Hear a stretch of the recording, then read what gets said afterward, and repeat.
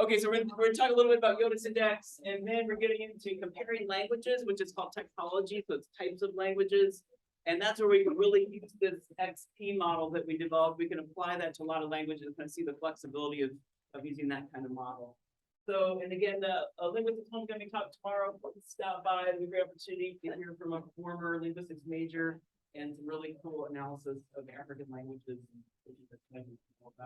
One small thing in the schedule. So, we had a number of changes in this term. I was looking over and realized our test 2, we won't be ready for test 2 next week. It was going to be Wednesday, November 2nd, and bumped it up to Friday. So there you go. So it was just, we weren't going to be able to cover what we needed to before then. I can make some adjustments down here to make it fit. And remember, in general, the idea is the next test is not cumulative. It's just everything since the first test. But you also have to review, your symbols and all, because you need those symbols to do various exercises like drawing syllables and all that. But the core content will just be since the last test with all this the semantics, syntax, and these next topics. And then after that test, then we do some applications of the real world, kind of applying these things in real life situations. The last test is cumulative, so yeah, so there's less things after the second test, but we'll start with basically talk about various other topics and then start reading the entire term, and then that pops up during finals week. So it's during finals week, have the whole 3 hours, but it's designed to be just a normal test like here. So like designed to be a normal hour-long test. It's just have the full 3 hours, same amount of points and the same amount of time as a normal test. It's just that it's cumulative and it's in the finals period. Does that make sense? Okay, so please make a note of that. Was necessary to make that change. So that'll be not a week from today, but a week from Friday. And so I think everything will be clear by then. Okay, so a bit about Yoda syntax. So is the show with the little guy still on, or is that over? Have you seen that show? It was with Mandalorian, right? It's gone, right? Okay. There was a show with the baby Yoda recently that my son made us watch. The entire thing was pretty good. I think it was called The Mandalorian.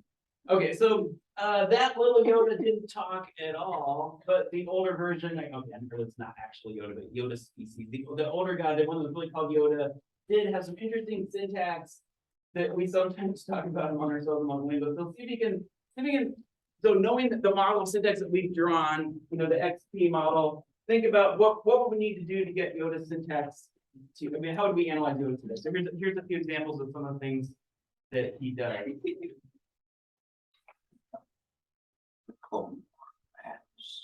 Okay, this is very dramatic. Okay, when he said, begun the Clone War has. Okay, so you can kind of sketch a tree, see what you think about that.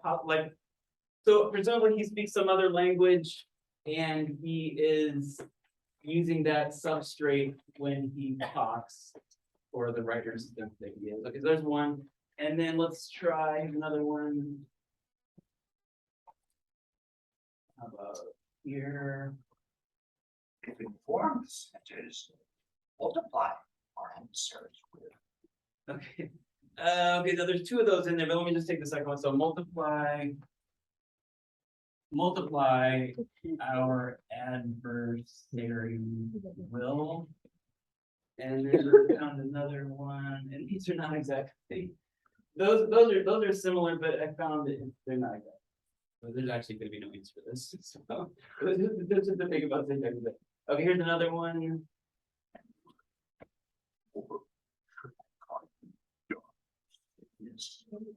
Last. Oh wait, I think I took the wrong. Okay, yeah, that's actually a pretty good example right there. Okay, skip that one. There's another one. It was, I hear a new apprentice you have.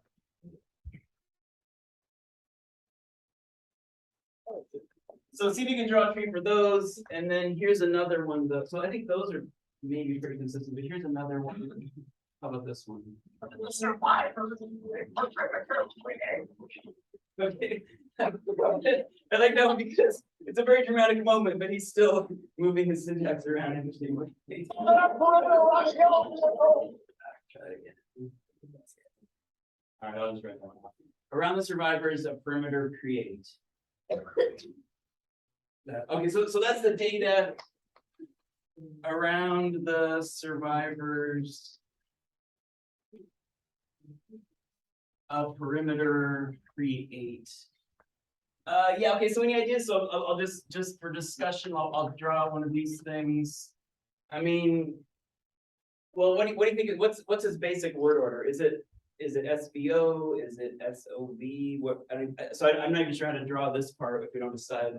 I was because I was starting to draw this as a SVO language like English with head initial, but maybe it isn't even that. Any thoughts on whether it's I think it's still subject of verb subject object.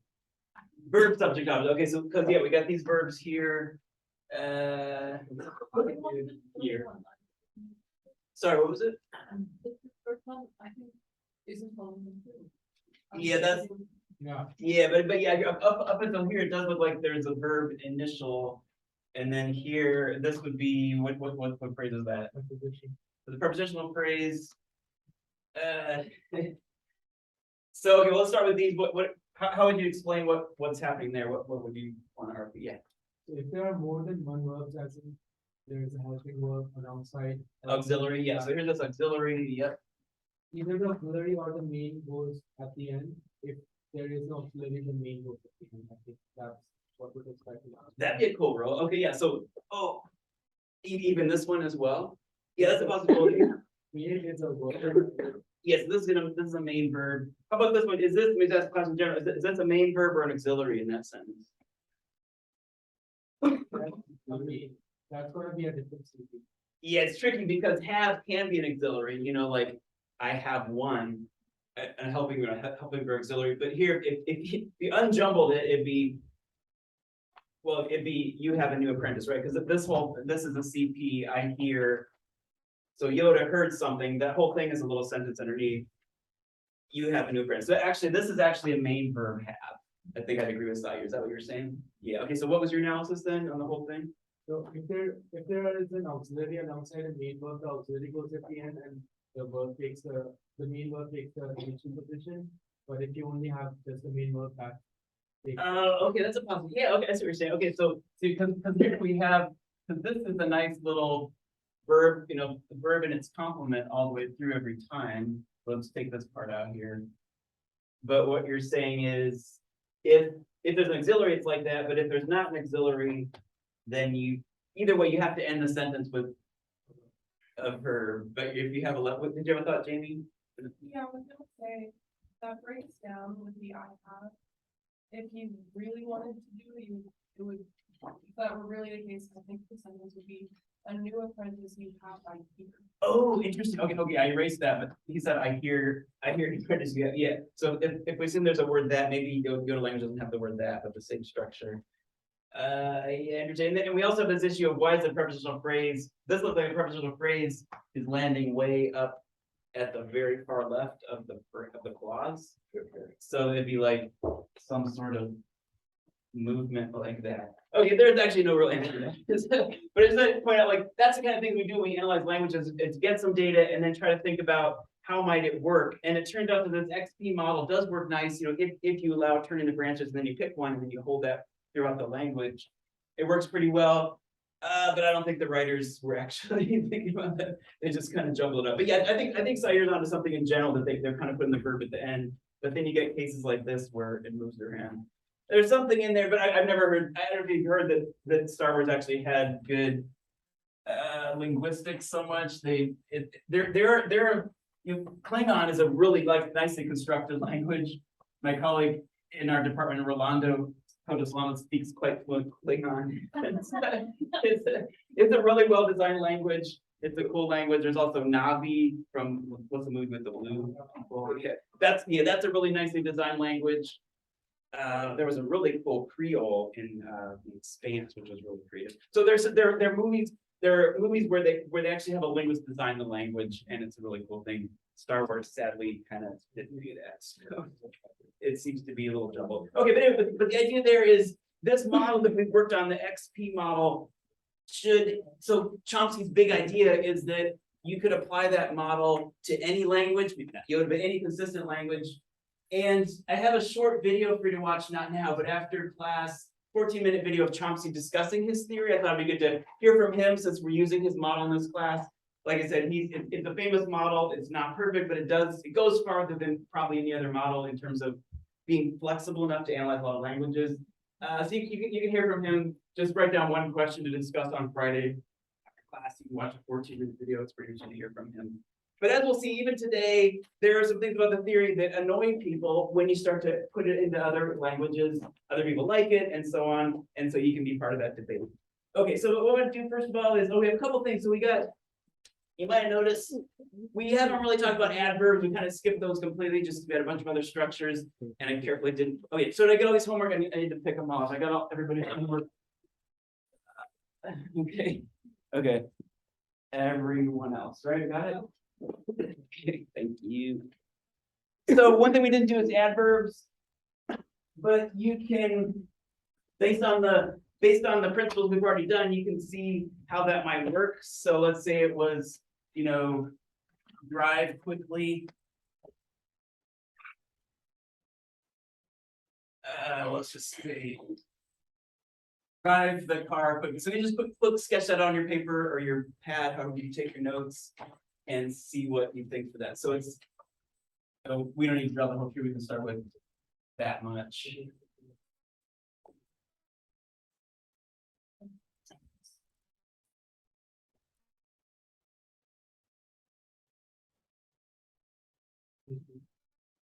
Okay, so basically what we want to do is we got drive, we got this good old NP that now we've done a million times, so that's really easy.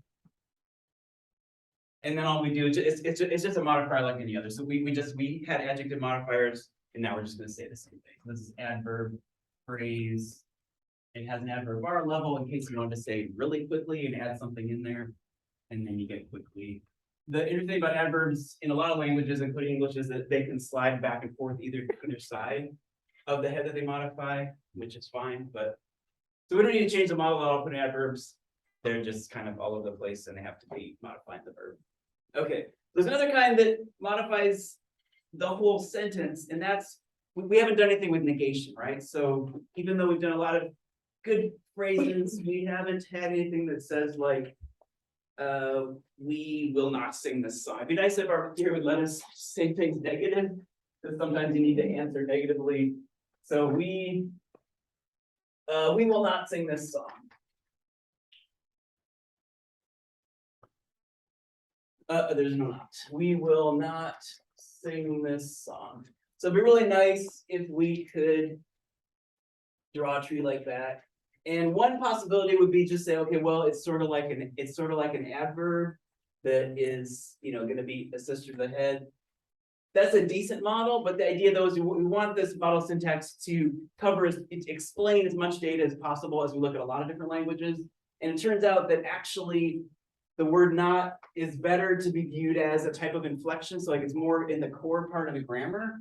So you can think about that. An adjective is just something you just kind of slap on there, right? It's just sort of like, we drove the car quickly. Like a lot of it's not really a core part of the sentence. It's not usually a crucial part of the meaning. This is very crucial, right? It's crucial to the level of things like past tense or present tense and so on.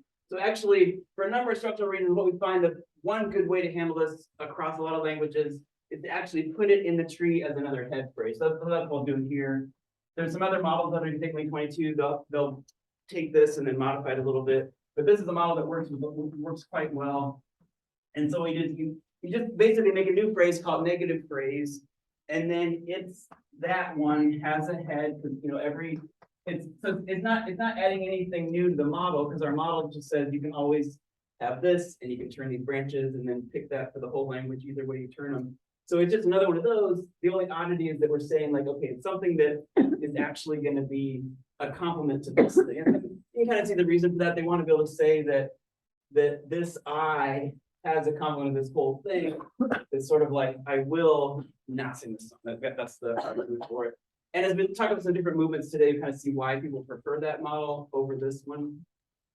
But for now, let's just assume that's true. Okay, so then what you do, then you just say that, then you just continue the tree. So instead of our normal thing of this,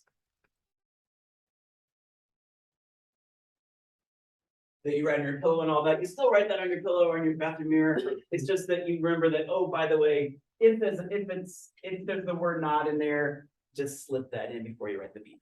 So now you're advanced in syntax, so you can handle that little sliding thing. So then it ends up being just sing this song and you're done. Yeah.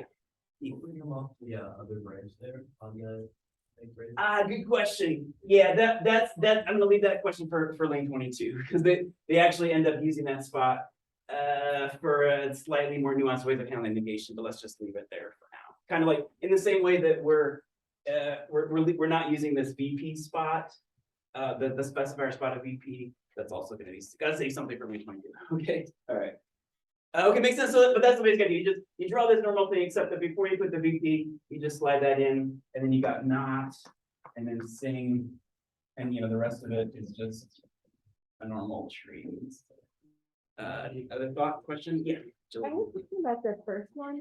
So what if it were quickly drive the car? In which case the complement would be there are two complements between the head. Right? Yeah. If it was quickly drive the car, you would just bring this over here. Okay, That's even like- though that's not like a different structure because they're complements in between the head and it's not like head complements. Because this part would still be a unit, and this would just be on the left side of it. So yeah. Okay. Yeah, just adverbs are just very flexible in languages, and it's kind of cool that way. It shows that whatever they are, they must not be a core part of the structure of a sentence because they can slide around. So that's what that would kind of justify it. Whereas this one, by contrast, this one really is core part of the structure that shows up. So here's one. Let's just give you one reason why people suggest this model rather than putting like a negative here. One thing is because we get things like wouldn't and didn't. That's called eclitic, where it's a bound morpheme, but it's functioning in the syntax. You think that's a word like I would not, drive this car. I wouldn't drive this car because it looks broken. I wouldn't. That little what we'll think is that it may be actually picking that up as it goes through the tree. It's stopping by and kind of grabbing that little something. So those are some of the reasons why people like to put that. So you put like wood under I and then eats under negative? Yeah, and it's sort of like they get merged together as two heads. They actually phonologically get stuck together. Wouldn't, because we don't say wouldn't. We split them apart in the tree. Yeah. Weird. Okay. Yeah. And so those are some of the kind of reasons that people argue that this is a good model but it's an open question. There are open questions in syntax, and that one has a couple different ways to analyze it. And that's why it's kind of a cool field, because it's like there are open questions that are still out there, and people take LING1 and halfway through the class, someone could have an idea that has never been tried because it's a field that people are still sorting through, but this is a good model that works well. Okay, so that takes care of some of the basic things that we need to draw out of trees.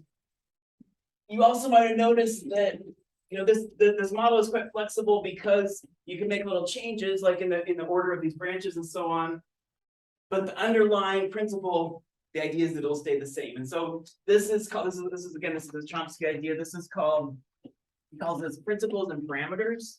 So the idea is that you have some core principles that and the reason for this, the idea behind it is to say, how can it be that every child anywhere in the world, you take a child, put it somewhere in a community that talks to it, and it will grow up speaking that language? How can it be that every child can do this, but then also we don't understand the languages if we weren't exposed to that level? So in other words, like we have to account for the fact that any child can naturally, in some instinctive way, learn the language where it is.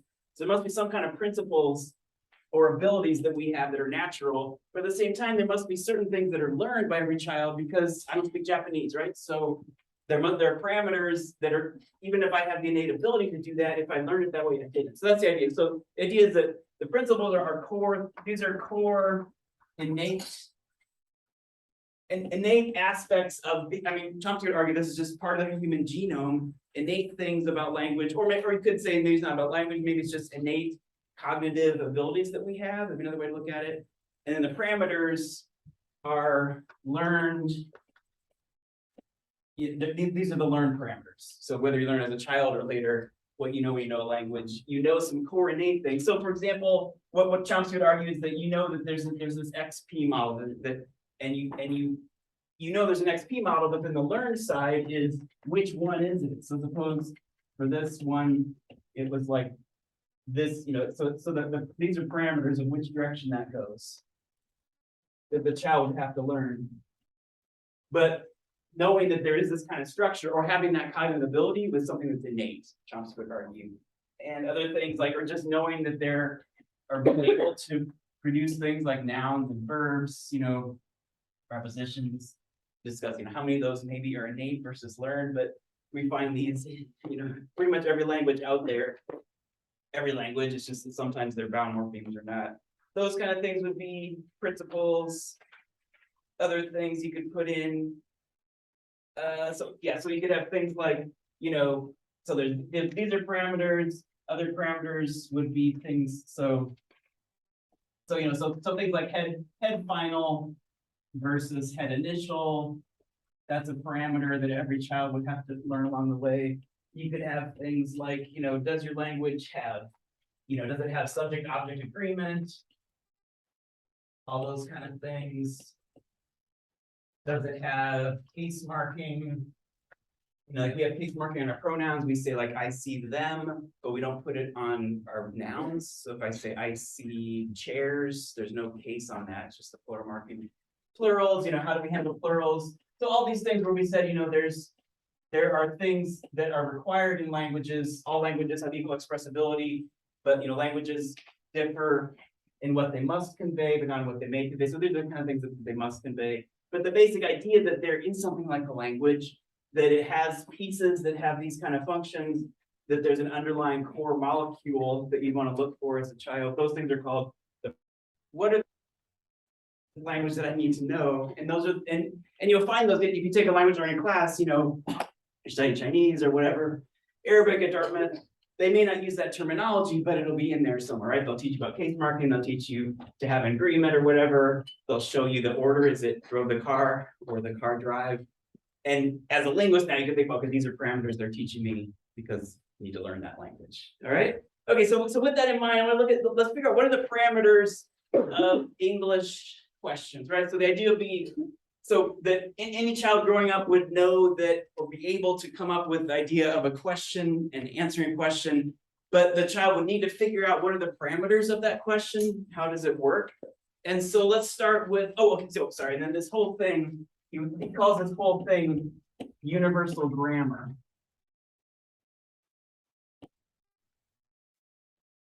Universal grammar is the idea that there might be principles and parameters. It's the innate ability that a child has just being born and saying, okay, there's going to be principles of this language I need to learn. I know what those are. I also need to start looking for parameters. Chomsky calls that universal grammar, and its idea is designed to be the answer to that question of how can it be that you put a child anywhere, they'll learn a language perfectly naturally without any effort, and yet those languages are very, very different, and we can't even understand each other unless you grew up in that way. So this is a way to kind of handle that paradox, and it's called universal grammar or UG. And so people talk about like things that UG might have, like innate properties that a language might have. Okay, so let's try this out with English. So we've got, so we did negation. Okay, yeah. So I'm just going to write out a few English sentences and English question sentences, and then what we do is like think about like what are the parameters. We can word these in different ways, but what are the parameters that a child would or an adult learner? What are the parameters an adult or a child would need to know to figure this out? To figure out what the parameters are. So here are some sentences from this mysterious language called English. So do you want this sandwich? Okay, so there's a piece of data. Then you could have, will you want this sandwich? And you already know to draw these trees, obviously. But this time what I want to do is just, rather than drawing the tree, just want to put into words like, what is it that a child would need? What are the parameters a child would need to know? Assuming the child knows that there would be a structure like this, they wouldn't know it in those terms. But there's something in their brain that could build that or flip it and build it the other way. But what would they need to know to specifically draw, say, an English question? Okay, there's that. How about also, do you, let's see, I need to do, let's do a WH1, what will you eat? For the WH question, and then one more, do you understand? Make sure that's should I understand what they want? Okay, so we'd want to have, it's, 3-year-old kid could definitely do these. Could 3-year-old say that? Maybe not, but by 4 or 5, I think they could say a sentence like, maybe if you put in something, should I like what you gave me to drink? And I think, I can picture a 4 or 5-year-old kid saying that. Okay, so you talk about the next one, just think like, what's the minimum information parameters that you need to discuss? So I mean, one thing is WH movement, right? That's the kind of idea I have in mind. So can you just like lay out, what does a kid need to know in order to learn English, or an adult? You can talk to the person next to you.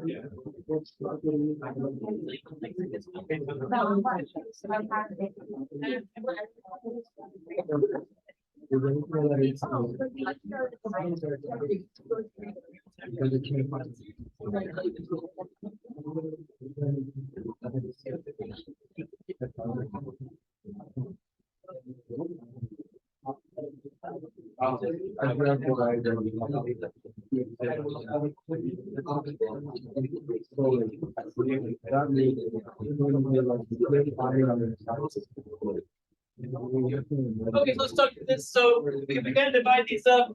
Looks like, so let's leave this one separately because, this has 2 verbs, right? So this is gonna be one of these complex sentences that has a upper clause and lower clause. We'll start with these ones. And within those, it looks like these 2 are polar questions. So that's yes, no.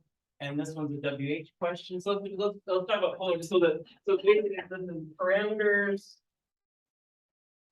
for English questions. In other words, this is what language, what a child would need to pick up that they wouldn't know innately, because not every language has WH movement, as we'll see. Chinese doesn't have WH movement like that. So child would need to print out parameters.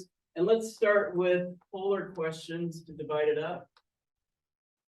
So first of all, polar questions. Okay, so yeah. So what do you have for those first 2? What would a child need to know? And you can use the terms of a tree because the child would innately know that, even if they don't know those nodes. Yeah.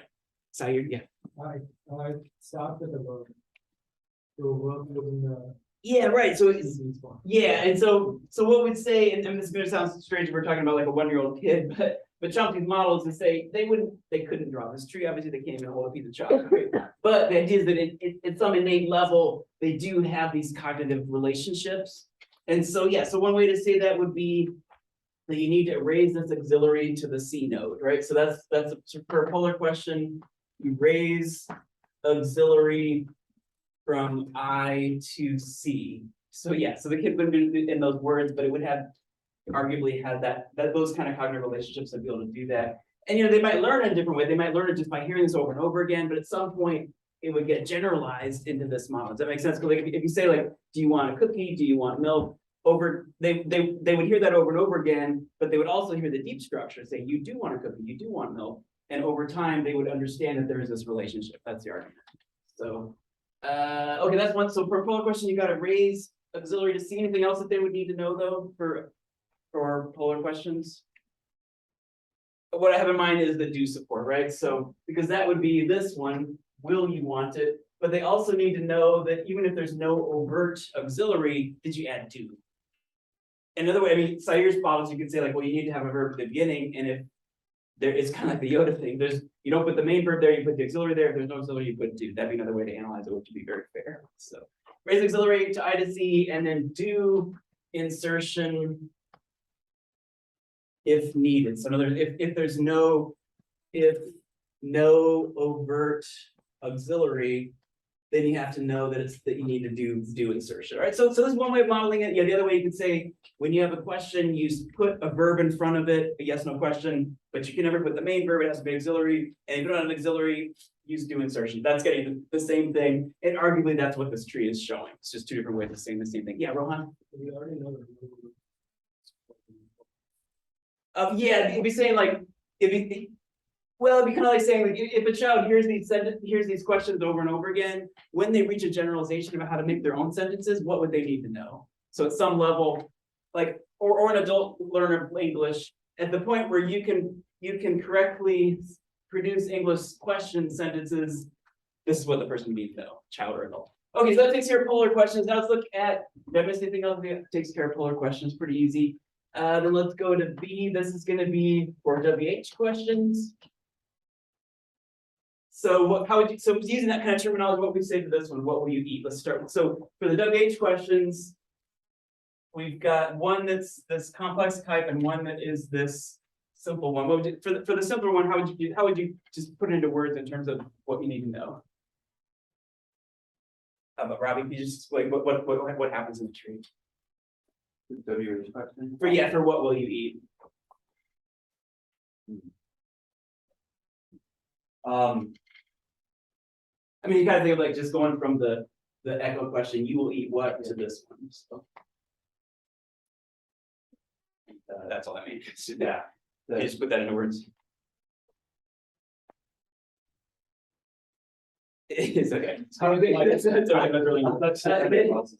we should say that like something like that the auxiliary has to move around the subject, or more specifically, you raise the auxiliary from I to C. So that part would be the same, right? Because if you say, I can put it out in here. So if this was one of these ones, like what, suppose it was just will you eat?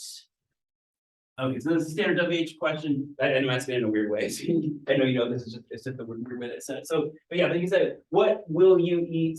What we'd say from the kid's point of view or the adult learner, even if they don't know any syntax, but if they're able to produce a sentence, one way of modeling that knowledge is with the tree. And you'd say, okay, so you'd say, the first part's the same. You say raise auxiliary from I to C. And then, and also do insertion if necessary, right? I just made that one overt, but you know, if it was what, but you know, this could be do also, right? What do you want? What do you eat? Okay, that's the, and then WH movement, and then we're all done with that. So the WH movement, and we can assume, I mean, you can describe the WH movement in more detail, but you could also just say WH movement, and then say like, what is WH movement? That's the kid knows somehow that you take this phrase type of item and you put it up here at the beginning of the sentence. Cool. So it's just one way of saying like, we have this knowledge, we know that we have this knowledge, and that any 3 or 4-year-old kid has that knowledge because they can speak whatever language it is. And this is one way of modeling that knowledge in an efficient way. There are other ways, it's a nice way. And this is just putting into words. Pretty cool. That takes care of the first two, but not this bottom one. So what do you notice is different about this? So this one, the should part is fine, right? Should I, that's just moving the auxiliary. So that matches the raise auxiliary from I to C. And by the way, let me put this in an echo question. So I should understand, let me do it. Actually, let me need to explain that there's a matrix clause and an undependent clause. Let me go back to this good old sentence. I think that you like chess. Gary Kasparov was on you guys last week, something about chess. I think that you like chess. So with this sentence, the top clause, the one we call an independent clause, in traditional grammar, that's called the matrix clause. So that's the whole, the matrix clause is the whole thing. I think that you like chess. The embedded clause is the smaller one. The embedded clause is here. So that's embedded clause, just so we got those terms down. And traditional grammar, this would be dependent clause, independent clause, that's fine too, but more likely it's in linguistics, you hear it more as matrix clause and embedded clause. Make sense? Just in general, whenever you have an independent clause that has something connected up to it. And as you know, then that's gonna be C, and this is the CP, the whole thing, and so that's an embedded clause. Okay, so that's the terminology matrix, they like the movie The Matrix, it's like something over everything. That matrix whole sentence is the upper clause in embedded clause. Okay, so with that in mind, we just look at this, we say, okay, at the matrix clause level, you're turning into a polar question. It's just a good old movement that is auxiliary from I to C, right? So it's just that same old thing. Should I understand what they want? What about down here though, in the embedded clause? How would you describe what's happening down there? It's just in words, you don't have to drop into tricky thoughts. Yeah, Scott. They want is moving around what, like the whole. Yeah, so something got jumbled around because the echo question would be something like they want what? That's your intuition, right? Yeah, so that would be an echo question. The weird thing about it though is that there's no overt auxiliary in there, right? Because if this was a matrix question, if it was a matrix question, it would be what do they want? This is actually a cool thing about English that's actually helpful if you become an English teacher for like English as a second language. In the matrix clause, we have this do insertion, right? We have do insertion and WH movement. But what's happening is in the embedded clause, the word do doesn't appear. It doesn't appear. And you could do the same thing. It's not even just do insertion. You could do that with the word will also. What will they want? Let's change that. What will they want? Should I understand what they want? The word will moves around here, but it doesn't happen down here. I understand what they will want, right? So I can change it to this. I can say, should I understand what they will want for dinner, So I need context for that. So suppose you're planning some event for a club on campus and some people are coming and you're like, should I understand what they will want? They will want cookies. Is that plausible? So this does not move. That's my point there. Yeah, Henry. So wait, why can't the echo question be like, or like an answer be like, I should understand what they want, or what they want, sorry. Yeah, that would be an echo question for the matrix clause. Exactly. Oh, you're saying. Yep. Oh, okay. Yeah, exactly that. Yeah, thanks for bringing that up. Yeah, so when you have these we have matrix clause and embedded clause, there's you look at it kind of with two echo questions because two things are happening. There's a question up here that's moving, but there's also movement happening down inside the embedded clause. And whenever there's movement happening, that's what we do echo questions is to figure out what was the deep structure. So you need two of them. Yeah. So it's like I should understand they want what, which sounds strange, but now that you've got the idea of echo questions for simple ones, you kind of see why that would be helpful. It's like, well, something moved because the word what is way up here. And when you want something, it's just like when you're wanting something. And so we know that it had to move over because this is a unit ahead in the complement. Yeah, Robbie. So like when you're saying what they will want, even though the what isn't what's making it a question, you still have to do an echo question for that. Yeah, that's where it's up. So the idea there is, and it's like we're not making up the rules of it, we're just saying this is how people talk and like trying to figure out what that means. So it's like, and actually you could take this part out and just make it a declarative at this level of the matrix. I understood what they will want, what they want, and I understood what. So then it's not even something that you answer. I understand. That should be present. I understand what they will want. So we have this table for our club. People are coming. Do you understand what they're going to want? Yes, I understand what they will want. I think that works. So yeah, so that's the idea. The idea there is that we use the same model because this is going to have a plus Q kind of thing because we know it was over here because that's what we're saying. We're saying you want something. So it somehow got separated from its verb. So we'd say that it came around like that. And the idea is that we're not adding anything new to the model. We're just saying we have a way to do that, which is WH movement. Here we got a WH word, which somehow got above the subject. The most simple way to explain that would be to say it moved because we've already seen that word. Good argument. That's the argument. It's like we want to keep the theory as simple as possible. It's like, well, the word what is here. It's on the left side of the subject. Also, it's a complement to this because I could say they will want cookies.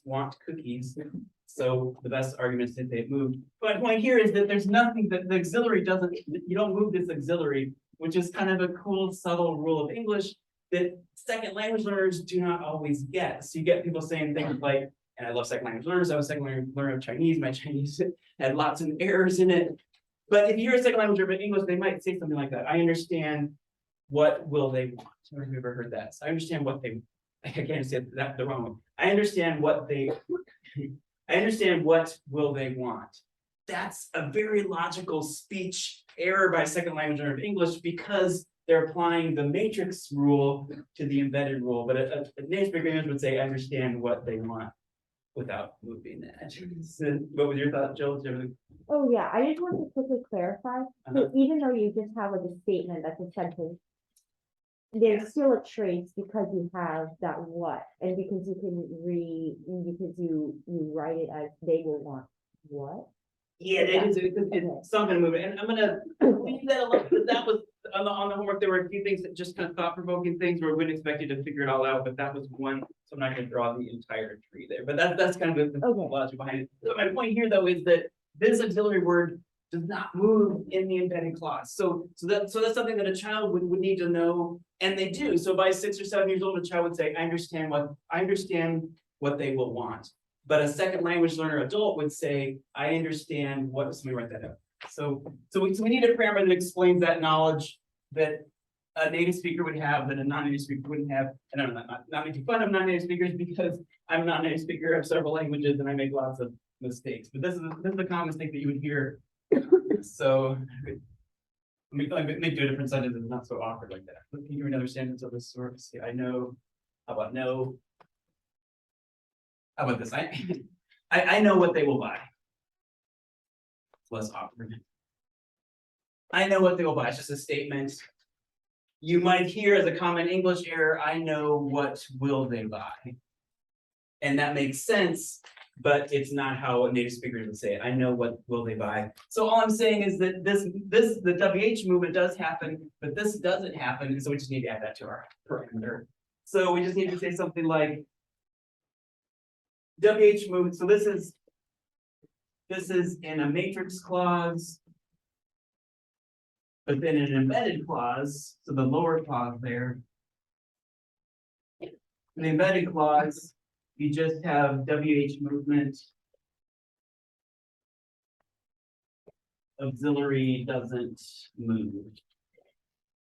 And then you're all done. So if you become an English teacher someday or a language that does this, maybe the person would not respond to Chomsky and syntax, but you could explain that basic idea. You could say, by the way, I know we've been saying things like, what will you buy? And I keep telling you to put the word will in front, what will you buy? But by the way, if you say, I know what they will buy, we don't move that auxiliary over or whatever you're calling, maybe you're going to call it a helping verb in that language learning environment. That's a key thing that would really help improve someone's English or whatever language. Cool. So that's kind of a practical application based on the idea that there's some simple parameters that each person learns in whatever language they learned. And I would totally mess up the parameters in some other language, but this for me in English is natural because I grew up with it. Cool, does that make sense? So yeah, you could put this in other words, but you could really improve a person's grammar by just saying that, like, okay, if you have two of these sentences stuck together, you no longer actually move that one, you only move the word what, or you just leave that one alone, you say, I know what they want.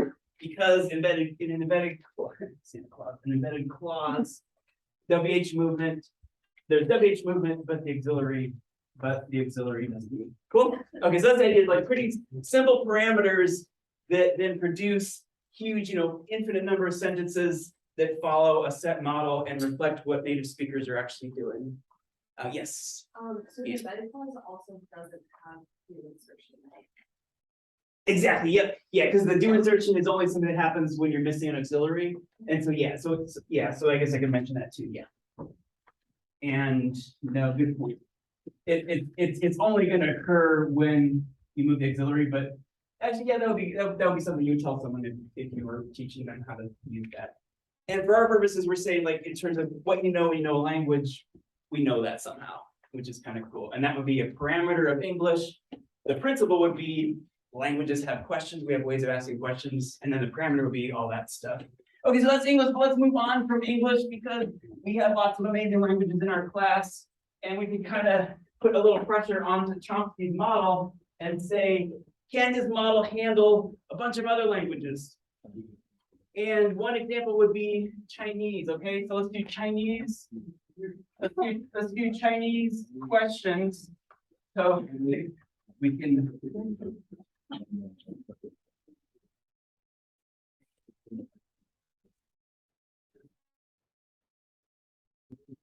So this is you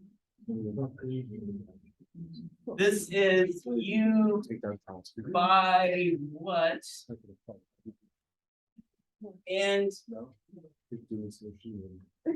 if you did the echo question for that Chinese thing, it would be, or just if you answer with shoes, the answer would be you buy shoes.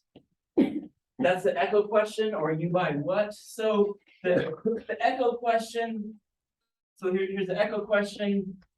Here's a language where the echo question is exactly the same as the question itself, which is different, right? Because then it's, we just spent all this time talking about movement, we got all these arrows and traces.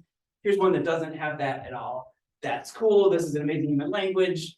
And the child in that situation would have to come in and the parameter for that would be, it's called WH in C2. In other words, there's no WH movement.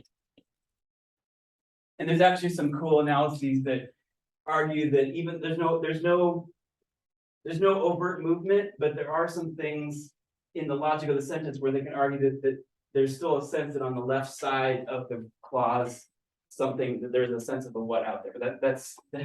That goes even beyond LING1. But for our purposes, for Chinese, it's WH and C2, there's no WH movement, and then you're all done. And then there's no auxiliary movement, there's no new insertion, all that is gone. Cool. Okay, so that's Chinese. That Chinese has lots of complexities, but in this aspect, it's a lot simpler than having to deal with all that. Okay, but for a child, it's just either one is just easy because we have universal grammar. The idea that every child can figure that out. Then you could go to something like good old French. Okay, so let's say, and also if Chomsky's model is pretty good, we'd expect it to work well regardless of the language family and so on.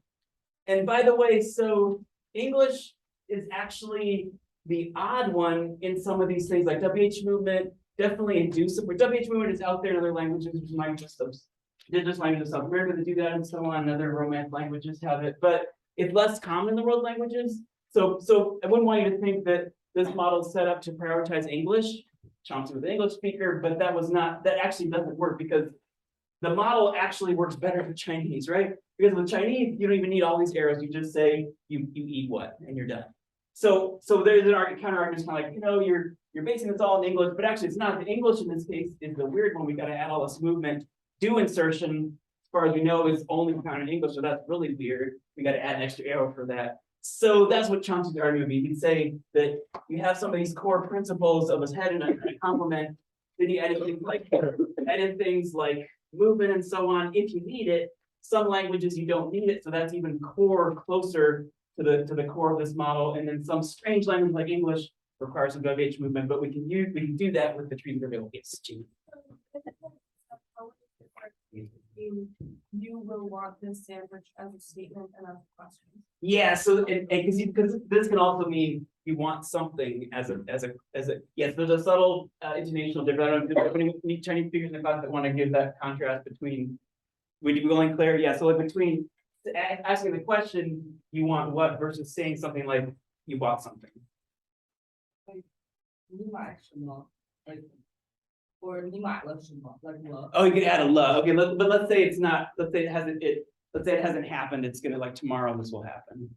Like 你今天买什么 like you Yep. tomorrow. Yeah. Or like if you will buy something, you will want this, 你会想要. Okay, then you're adjusting the word a little bit. Okay, yeah. But yeah, okay, we can talk about that. But yeah, Henry also speaks. Weren't all those like questions? Like, wasn't Jamie asking about one word not a Yeah, question? so- Yeah, can you do one? Yeah, Like what's the like you're buying something. Yeah, that. what's the other? So 买了什么 Yeah. I feel like, is there a way to say this is not being a question? I don't know, like, I haven't heard it. Yeah, said this so like, before. will you want a sandwich? You could start out. Let's discuss this later on. Yeah, but there's an intentional change that will get you that contrast in there. Like, I gotta move on. Okay. So for French, we can also do principles and parameters. cool thing about, so French does have a lot of these things happening. But one cool thing about French is that you get a little bit of a different word order. You get, "Moi."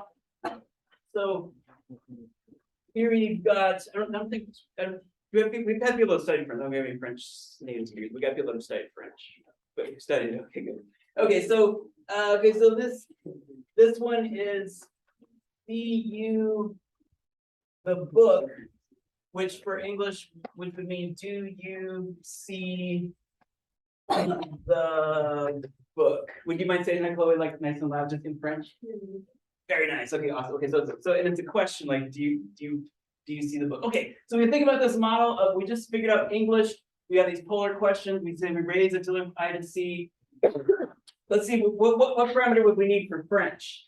Because you notice, like for the English version, this is the English translation. I had to do insertion, whereas in French we didn't. The verb see moved around. So it's kind of thinking about Yoda and all that, except in a more consistent way. French is a lot more consistent than Yoda's syntax. So French is an SVO language. So we're safe to start off with this.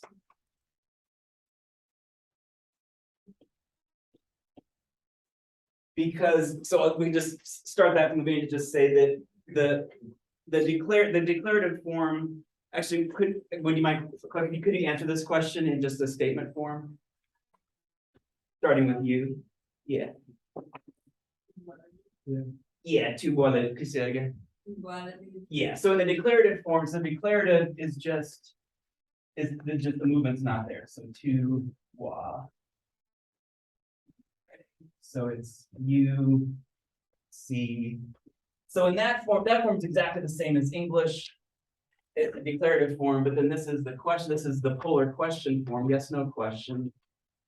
Suddenly this thing moves around. But that does not seem strange at all. After we do it syntax, you can see it'd be really easy to put that in a tree. And that's what we do. We just say, okay, we can just draw a regular syntax tree. We can start with this one if you want. You see the book. So that's going to be really standard. You see the book. Okay, so that matches up with English exactly, even though we're in different language families and so on. Even that's kind of cool, but that matches up. So it's a SVO language. We've got you here. And so, oh, and I should write it in French. So, but we've got moi, les. Okay, so that part matches with English, but now we need to turn it into a yes/no question, a polar question. And what would you do there?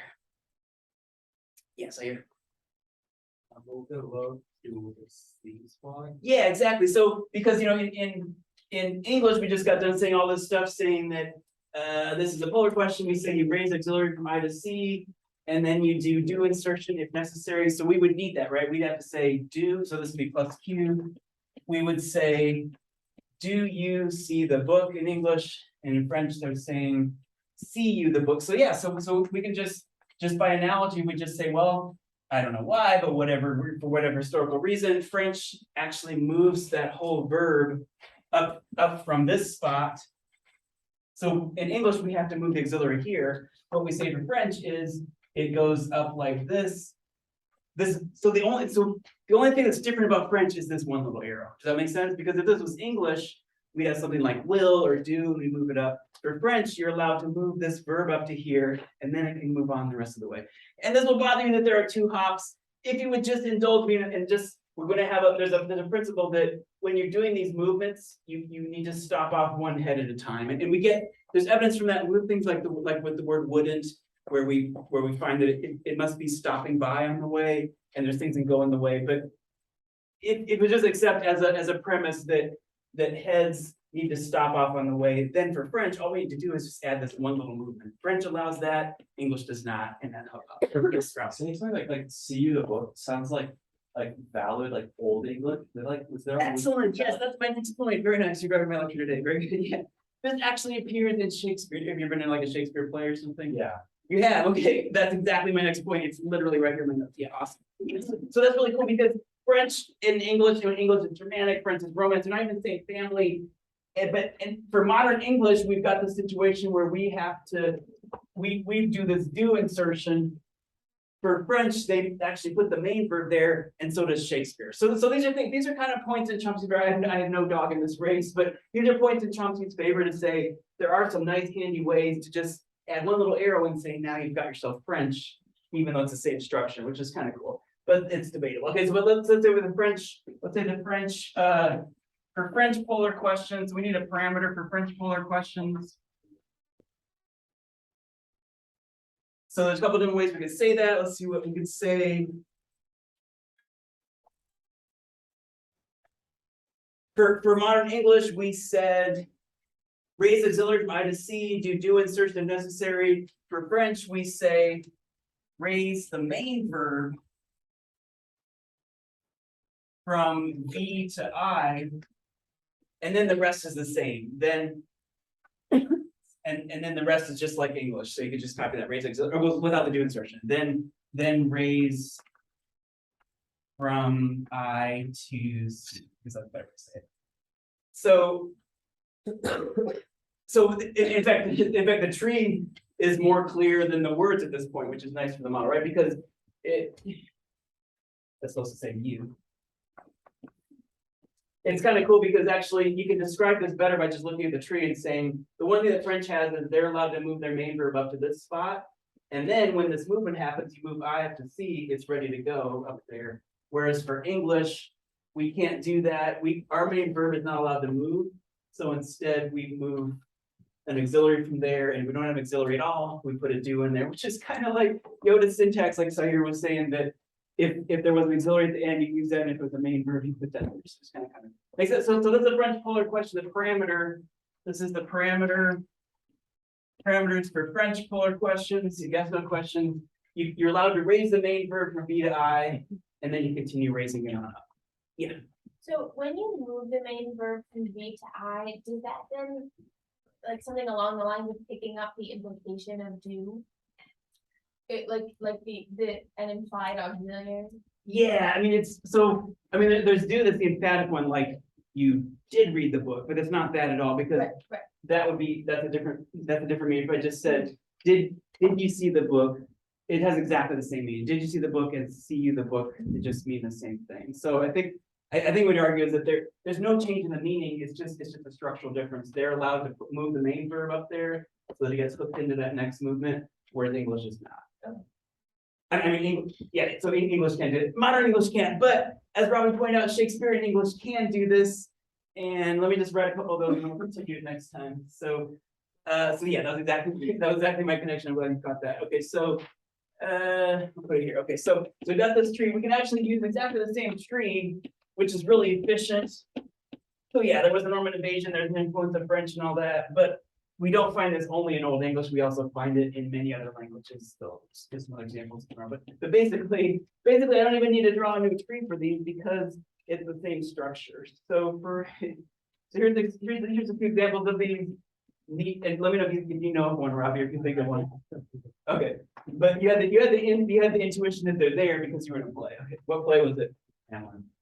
Okay, Romeo. Well, it was it's long story, but yeah. Okay, I'd like to see that. Okay, all right. So, but here's one. Need you my help. I got this from Rome. I went through I just went online and just got got lines from these plays. There's another one. Saw you, my sister, and it's not every single time. So these are things that that there's some variability. This was from Two Gentlemen of Verona, just to show that these are real. There's one. Then there's some cool ones. Let's see. Spake you not these words. Spake you not these words. Where did I get that one from? I'm not sure where I got that one, but that one's real. Okay, so these first two, you can see we don't even need to draw a new tree at all. It's exactly the model of French. So need you my help, we just put the word need here. The subject's even the same. And it's just, all I'm doing is just putting in words that are different. And this is where Chomsky would get all excited and say, look, this is showing the principles and parameters model. It's like totally different language. But a child really just needs to know that, oh, this is one of these languages where you can raise the main verb from B to I. And once they know that, and they say, okay, I have these other parameters, it's, and then we can learn that. So the argument is like, this is how can children learn languages so effectively at such young ages? This is one reason. Maybe because these parameters are actually quite simple at the core of it. Need you my help? So I didn't change anything at all, and it just got Shakespeare to go, because this is called early modern English. Or we call it EME, early modern English, and this is Shakespearean era. We're talking about, late 1500s, early 1600s, kind of that era. And basically they would have the same parameters. So this is parameters for French. Now we can say that's parameters for EME, early modern English for questions. That's pretty cool. Okay, I'll stop there but if you want to work ahead, you could draw those trees. Spaking not these words from Shakespeare for next time. But also there's the Chomsky video, please watch that 14-minute video. Just write down one little comment. You don't have to agree with him. You're welcome to fight his idea. That's perfectly fine. He's used to it. And I have no opinion on it. I'm not a syntactician. So just think about it and see what you think of his video. We'll see you on Friday.